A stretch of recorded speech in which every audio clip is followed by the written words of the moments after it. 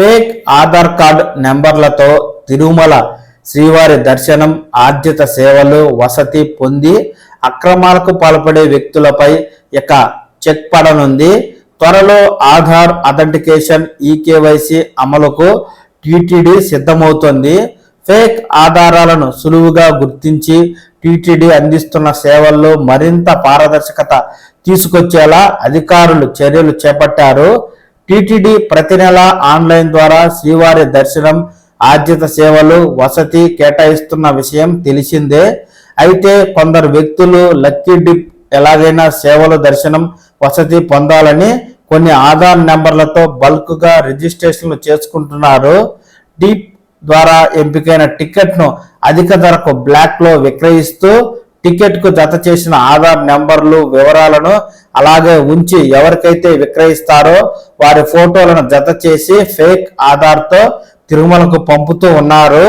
వసతి విషయంలోనూ ఇదే తరహా అక్రమాలు పాల్పడుతున్నారు. ఇక తిరుమలలోనూ కొందరు దళారుల వేరే వ్యక్తుల ఆధార్ కార్డుపై ఫోటోలను తొలగించి వాటిపై తమ ఫోటోలను జత చేసి గదులు పొందుతూ బ్లాక్లో విక్రయించి అందిన కాడికి దోచుకుంటున్నారు. రాష్ట్రంలో కూటమి ప్రభుత్వం ఏర్పాటైన తర్వాత ఈవోగా బాధ్యతలు చేపట్టిన శ్యామలారావు నకిలీ ఆధారాలతో అక్రమాలకు పాల్పడుతున్న విషయాన్ని విజిలెన్స్ వింగ్ ద్వారా గుర్తించి ఈ క్రమంలో రిజిస్ట్రేషన్ సమయంలో దళారులు వినియోగించిన ఈమెయిల్లు, ఫోన్ నెంబర్ల ఆధారంగా అనేక మందిని గుర్తించి అరెస్టు చేశారు. అలాగే అధికంగా వినియోగించిన ఫోన్ నెంబర్లను, ఈమెయిల్లను కూడా బ్లాక్ చేశారు. వాటి ద్వారా మరోసారి బుకింగ్ చేసుకోకుండా జాగ్రత్త పడ్డారు.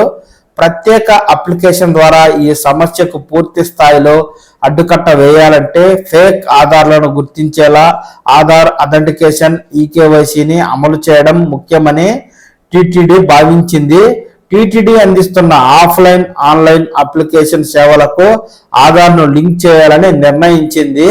దీంతో టీటీడీలో ఫేక్ ఆధార్లకు చెక్ పెడుతూ వసతి, దర్శన, బుకింగ్ అక్రమాలకు అడ్డుకట్ట వేస్తూ తిరుమల తిరుపతి దేవస్థానం తాజాగా గెజిట్ ఉత్తర్వులనైతే జారీ చేసింది.